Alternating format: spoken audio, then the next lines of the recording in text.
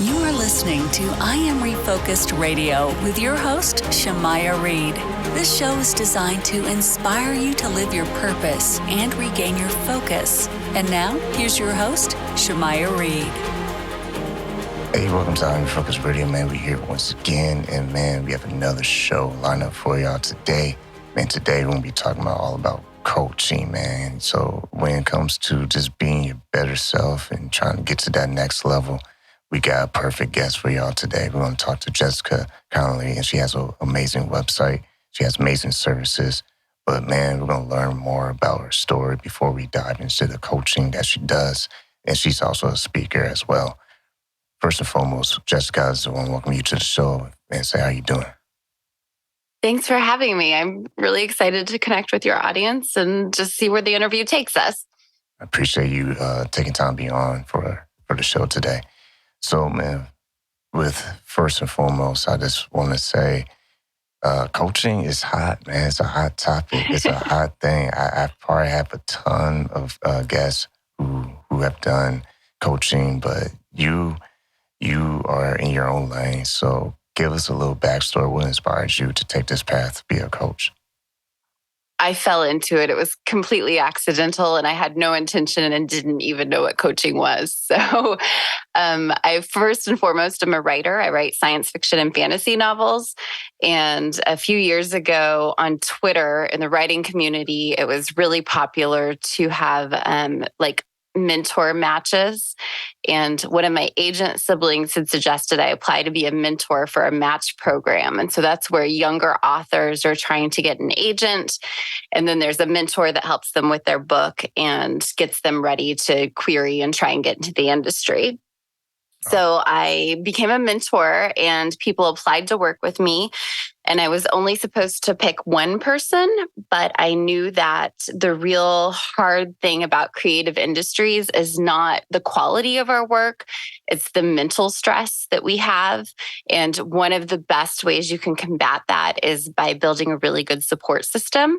And so instead of picking one person, I emailed the top 3 choices and said, hey, will you let me run an experiment with you 3? And what I'll do is I will mentor all 3 of you for 4 months together, and we will see how far you get in your career. And so that's how my coaching inadvertently started. It was just, I wanted to give those people the best chance to succeed that I could. And then eventually it morphed into a full-time business, the Creative's Apprentice. And at the Creative's Apprentice, I help creatives simplify their lives, and I help them make the brain space to create, basically. And so the business side, I had always had a knack for, and my background was in corporate businesses. And then I ran a literary nonprofit, and I was the developmental editor and a managing editor of a magazine. So I understood the business side, but what was happening was at the Creative's Apprentice, my clients were meeting their business goals, but they were still super stressed out and they weren't necessarily enjoying things, even though they were getting book deals or, movie options, that type of stuff. They were still really stressed out. And that's when I realized, I can teach them how to business. I can help them achieve and coach through the business stuff. But if we're not being happy, I'm not doing my job right. And so I went out and I got certified as a life coach. And that led me to Positive Intelligence, where I'm through their coach training right now. And Positive Intelligence has been the key, the final trifecta that I needed, where I can teach people how to business, the craft, and then also the mental health aspect of it. So I did not set out to be a coach. It just turned out I had a knack for it, and I really enjoy it now that I'm here. I mean, it sounds like there's a lot involved. It's not like you just snap your fingers and poof, you are wearing this hat. So kind of for the audience, break down what the responsibilities are for a coach and what you kind of do day in, day out. Sure. So my job as a coach is to help you clarify what your vision is for your life. And then once you know what you're headed towards, it's to empower you on how to get there. And the biggest thing I do is help people with mental chatter. So basically, there are some common thought patterns that people have that keep us paralyzed or in safe spaces. And the reason is our comfort zone is what we know. And so our brain wants to keep us safe. It wants to keep us in our comfort zone. So we have a lot of internal judgment or avoidance or people-pleasing tendencies. There's like 10 different common thought patterns that'll keep you stuck. And what I do is I help you identify when you're talking to yourself in a way that's not constructive. And I help you build a muscle in your brain to transition out of that. So I do a lot of getting people really focused in their bodies. And then what we do is you pull out of that negative self-talk to get you back into action and on the path to where you want to go. So a lot of what I do one-on-one coaching is just talking, a lot like what we're doing right now. And then also, as the business coach, I'll provide resources to people and say, hey, have you thought about this? Or possibly connections to hook them up in different ways, depending on where they're going in their career. You listen on Refocus Radio, talking to Jessica Conoley. And when you mentioned earlier about moving forward from your corporate gig, take us back to that point. What was it for you that determined it was a green light for you to go ahead and make that jump? Yeah. So I started working when I was 14 and I did a work release in high school. So I started working in corporate environments when I was 16 and I was in corporate solidly after that. And I do have a pretty active imagination and everything. Corporate wasn't a good fit for me emotionally. And then when I turned 30, I realized if I stayed in that environment, I was going to break, and something that was just innately Jessica was going to die because there was just no room for self-expression or thinking outside the box or anything. And so I realized when I was turning 30 that I needed to find an escape route. And so I looked around the people who were around me who were happy in their careers. And I had a friend who was a computer coder, and that was not like as familiar as it is now. And so I was like, how did you even know you wanted to do that? Because coding wasn't taught in school or anything when I was growing up. And she's like, oh, I went to a research institute and I took some tests. And I said, okay, I want to take those tests. And so I drove to Texas. I live in Kansas City. So I drove all day to Texas to the Johnson O'Connor Research Institute. And for 2 days, I took all of these really odd tests. One of them was like, it looked like all these colors of eyeshadow and you were supposed to put them in order. Sometimes you would write really, really fast. One of them, you got like poker chips with words on them. And then there were placemats and you were supposed to put them in different orders. So for 2 days, I did all these super strange tests and they came back and they said you would either be really good at disaster management or writing. And I had actually already done some disaster work in my corporate stuff.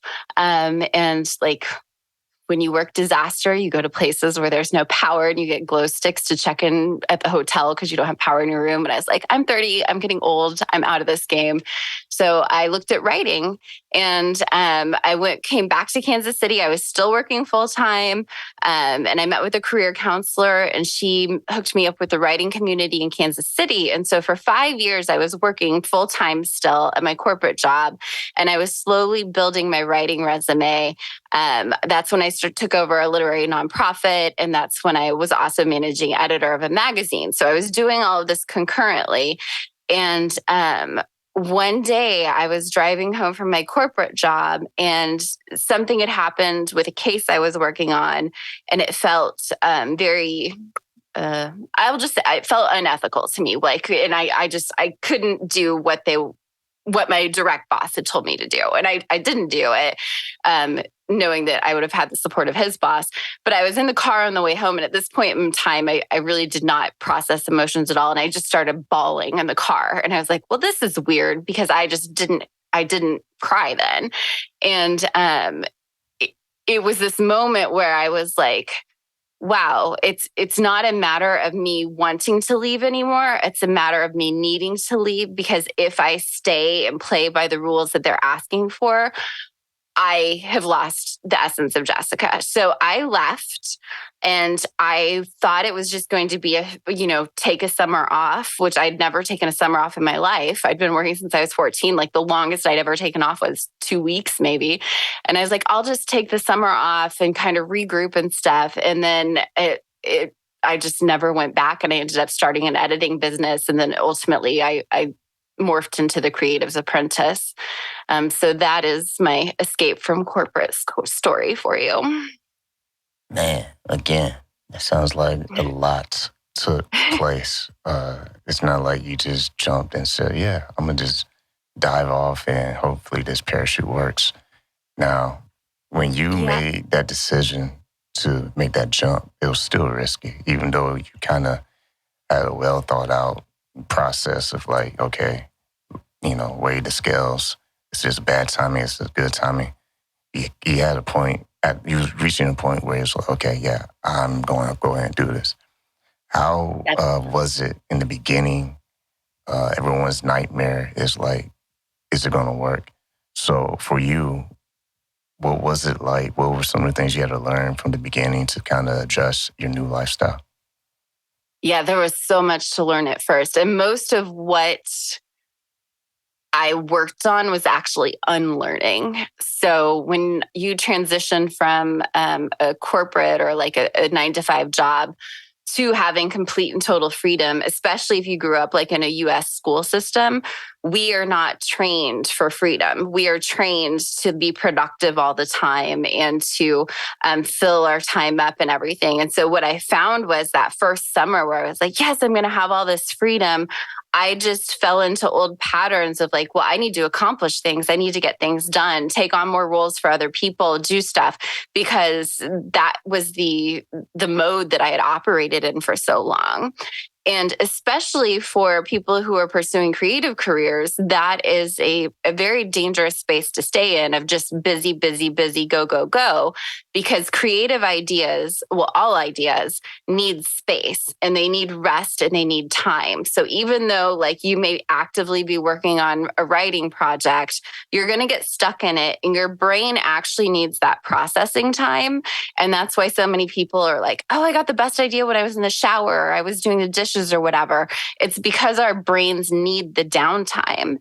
And so most of what I worked on, and it took me probably 4 years before I really understood how to work from home. And what I had to learn was that building free time and downtime into my day was part of it. So I quit my job in 2015 and I went to a writer's retreat in 2017. And at the writer's retreat, I was like, okay, I'll try whatever they tell me. And they were like, we're going to have you meditate. And I just like rolled my eyes and I was like, oh, of course, like this is going to be some weird hippie meditation thing. But they told me it would make my writing better. And I was like, okay, I said I'd try whatever.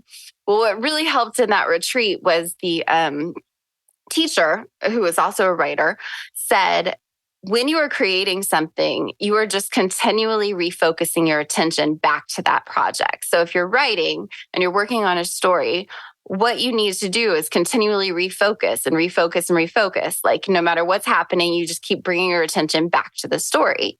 And she said, meditation is just practicing that refocusing. And the better you get at refocusing, the better you get at creating, because you can get back to your story faster. You can get back to it faster. When she explained it like that, I was like, I totally understand how this is going to help me and I'm all in. So I started meditating in 2017 as a means to get more efficient at my writing, I guess. But what I found is through meditation, I also found that same sort of space and free zone in my brain. And that really opened me up to whole new ways of looking at how I did things and reorganizing my life and just changing the entire pattern of how I created existence, which ultimately led me to the things that I teach today in the Creative's Apprentice for people building creative lifestyles and creative careers and transitioning out of corporate. And everything you talk about with meditation, if only drivers would meditate a little bit more, maybe we can have better drivers in this United States. But It's funny because I feel like that's just, I said this on my last show. I heard someone talk about like, no matter what we like set out to do in life, like this person's perspective was we'll always be taking 3 steps forward, but, a couple more steps backward because that's the reality of our culture.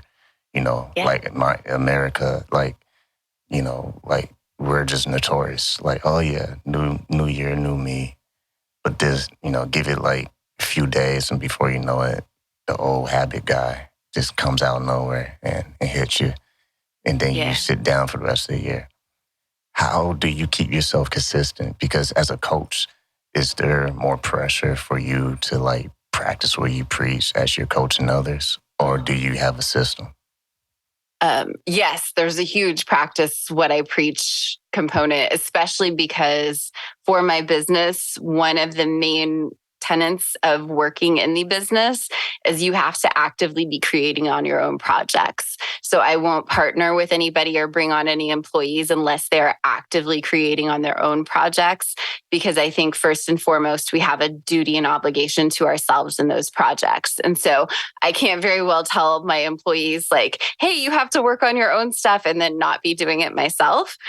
And I actually had a very hard time with that over the past 2 years because my mom was dying of cancer. And so my world was just completely reorganized and turned upside down while that was happening. But because I own my own business and I have my own creative, like I am in charge of my life, I could put things on hold and stop and spend time with her and take care of her. And so I have no regrets about what I did then. But after she passed away, it was time for me to get back to writing. And it was just hard because I was out of practice. I hadn't, I'd just been in this whole different world for so long. And so I decided I was going to lean into what I call my accountability support triangle. And there's three aspects to your accountability support. And you're going to have mentorship, you're going to have critique and craft support, or you're going to have actual accountability. And what I needed then was accountability. And so I turned to social media, which I'm not a huge social media person. But what I knew was that if I publicly said out loud on a channel that I was going to write every day, I would feel an obligation to the people who were on that channel to fulfill that goal. And so I went on Instagram and I said, I'm going to put a sticker on my sticker chart, which is just a calendar. And then I put a sticker up and I was like, every day I get a sticker. And then I'm just going to take a picture and put it up there and show you guys. So I did that. And it allowed me to write a really great article that I put up on over at Jane Friedman's blog. But what I didn't realize is as I was doing that, how many people were watching me and how much that brought them on board. It made them feel like they were part of this journey of me creating something, but then it also inspired them to go out and do their own thing. And I didn't realize before, because I've done sticker charts like for years. Like I just love stickers. So like I've done it for forever, but I'd never shared it before. And I was on a coaching call last week and the lady said, I just love when you put your stickers up. She said, because it shows me that you're out there and you're doing it. And it's not this overnight success thing. It's this, I slowly work on it every day thing. And the other thing that was great about that process was I missed a day in there. And I missed the day because something had happened and grief was just triggered. And I was just bawling on the couch. And I don't remember specifically what happened, but it was just a heavy grief day. So I stopped. But at the end of the day, I took a picture and there was no sticker up there. And what I did was in the caption, I said, there's no sticker today because I had to take care of myself. And it was a really hard day because I lost mom. But, taking care of ourselves is the most important thing because we have to take care of ourselves or we can't create our art. So in my failure of not writing, I was still showing people that that's part of the job too, of being kind to yourself, of getting back when you're ready to get back, of, not pressuring yourself when you shouldn't pressure yourself. So yes, I feel a huge obligation to practice what I preach. And I don't do it perfectly, but I do it consistently. And I do it in a way to show others that it's possible to be done. You're listening to I'm Refocused Radio, talking to Jessica Conoley. You can go to her website, jessicaconnolly.com. And yeah, I mean, that goes back to the funny joke I said about if people meditate more, then traffic won't be as bad. But to your point, when traffic is bad, using it as a metaphor, it's how we, you know, adjust to that situation. Because one, you're not gonna make traffic clear, especially in LA. Two, you just gotta deal with it because when you get to your destination, you get there. Because it goes back to point number one. You're not gonna make it go faster. So sometimes I think we just gotta see the reality of a situation and say, okay, I can't skip these steps. I have to like find out the solution for this situation. For you, how, I mean, I'm sure you're getting really great at what you're doing, but how in the beginning were you learning how to create those systems to keep you growing in the right direction that you wanted to grow in? So much trial and error. So much trial and error. So I'm a reader, like I've always been a reader, and I happen to find behavioral economics and habit formation and happiness and all that stuff very interesting, and I like the science of it. But in the writing community, one thing that's very common is this, I would say, misbelief that to be a real writer, you have to write every day. And so when I first left corporate, I was like, I'm going to write every single day, no matter what. I'm going to be a real writer. Yeah. But what I found was that when I did do that, it forced me into a way of working that was not authentic to me. And I found that my work actually needs space sometimes. So I typically write Monday through Friday, and then I give myself the weekends off. But by trying to force myself into what everybody else said was right, I was actually learning that that wasn't right for me. And so what I recommend to people is to look at everything that's happening around you and try it all on. It's like finding your style. You don't, in your 20s, you're still trying to figure out like what looks best on you or the haircut or the style or whatever. It's the same way with work habits. And so you just ask everybody what they do. If it's mildly curious or interesting or entertaining to you, go ahead and try it out. But you're just trying it out. It's an appetizer. It's not like the main course that you're going to be eating for the rest of your life. So try everything out, see what works best for you, and then move on. And what I've found for me is, because I work from home and I have full reign over my schedule, planning my weeks in advance and then planning my days each morning is really helpful for me.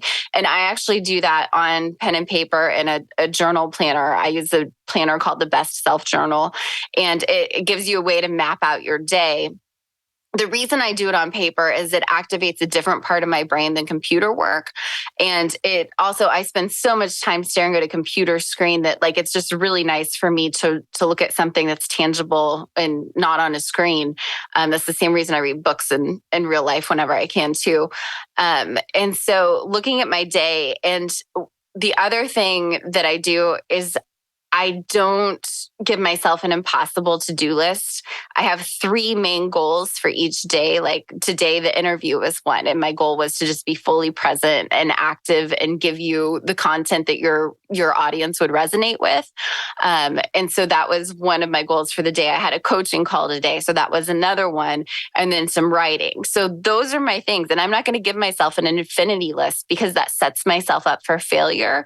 And if you set yourself up for failure day after day after day, you lose momentum. And there's something I call achievement momentum about setting a realistic amount of goals or a realistic set of tasks for yourself. And as you complete that and you keep promises to yourself that I am going to keep these things going every day, you build confidence in yourself. And then you also build energetic energy that can like propel you into a task that maybe you're overwhelmed to start or that feels too big and too unmanageable, but you're riding this good wave of like, look at what I've done. I can totally get this done. But my biggest recommendation for work habits is look at what everyone else is doing. Try it for a week or two. If it doesn't like completely rock your face off, don't do it. Because if you're creating your own life, the things that you do should come naturally to you and take you in the right direction. Yeah, I'm glad you said that because sometimes people can feel like, hey, if I pick up this basketball and go to the gym and play, for 2 hours, I'll be the next LeBron or Steph Curry or, some other great name out there in the NBA. And it's important to realize, no, you're going to be the next best you. Exactly. And I want you to touch on that because we're in a new year. I purposely have not set a resolution. I don't believe in those anymore. Just like I don't believe in Santa Claus. Sorry. Hopefully parents out there, don't let anyone hear this podcast if they believe in Santa Claus. But my point is, it's like at some point you got to stop believing the fairy tale and start believing in your ability to do what's necessary for you to get to that better version of yourself, and not try to be like, oh, I got to be the next, Bill Gates, I got to be a billionaire. Like, man, who can live up to that pressure? Yeah. I was actually talking to a class of fifth graders once, and they were, raising their little hands, and they asked, do you want to be the next J.K. Rowling? And I said, no, I want to be Jessica Conoley, and I want to be the best Jessica Conoley I can be. And that's all I want, And they looked at me and I was like, every single one of you has some sort of gift, whether it's you are amazing with dogs, or you're amazing at art, or maybe you're like a super good baker. Every single one of you has something that you're interested in and that you can do better than anybody else. And you're going to know it's the right thing, because when you do it, you can just spend hours doing it, and you can talk about it to your friends and just get so excited about everything. And when you follow that, it's going to keep bringing out something in you that just makes you better and better and better. So follow that excitement and follow it. And it's going to take you to places you never knew and you never expected. And that's what I love about the work I do, is like, I never thought I would end up being a coach, but because I was following my curiosity and I was seeing where I connected with people and what brought out better qualities in me and helped me be more of the type of person I wanted to be, I ended up where I am. And I think it only gets better and better when you keep following that type of energy and curiosity. You're listening to Refocus Radio, talking to Jessica Conoley, and go to her website, jessicaconoley.com. And man, yeah, today's feel like I was in a coaching session. So hopefully that feels like the same with our audience.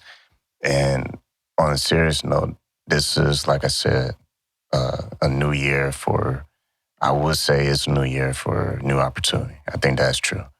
But for you, what would you say to listeners who are seriously considering to challenge themselves to become the next better version of themselves this year and grow into that? I think the best thing you can do for yourself is look at how you talk to yourself.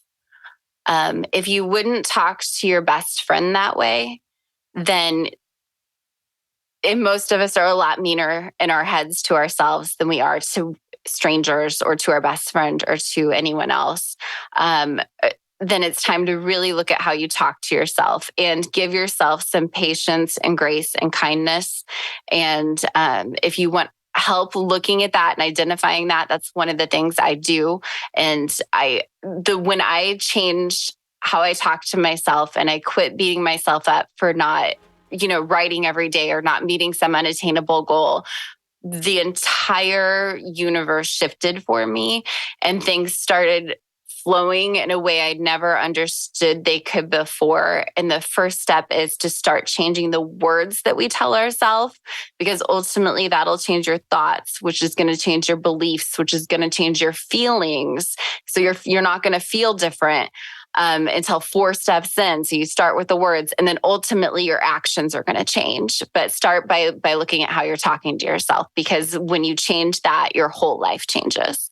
Someone should start a reality show of people inside their own head. I think that would be amazing. It probably wouldn't be a commercial break. Agreed. So yeah, once again, listen to Refocus Radio, talking to Jessica Conoley. You can go to her website, jessicaconoley.com. What's a call to action that you would want our listeners to take after they finish with this episode? Yeah, if you want to know more about how to talk to those voices in your head, I would love to give you a free coaching session. Just go to jessicaconoley.com. There's a coaching tab and you book a free session down at the bottom. I love getting to meet new people, and I'll walk you through a couple of things, and we can even do a fun, like if you like personality tests, we can do that too and see where it takes you. Once again, I want to say thanks to Jessica Conoley for taking time, your schedule, talking to I Am Refocused Radio today. Thanks for having me. I appreciate it.